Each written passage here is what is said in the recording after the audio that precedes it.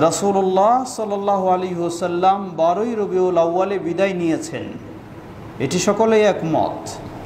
কিন্তু জন্ম কত তারিখে?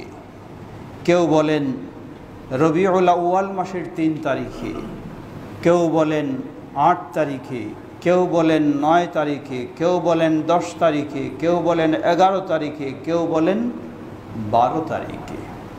সুতরাং কখনোই জন্মের ক্ষেত্রে শুধু 12 তারিখকে ঐক্যবদ্ধ মত হিসাবে মনে করার সুযোগ নেই।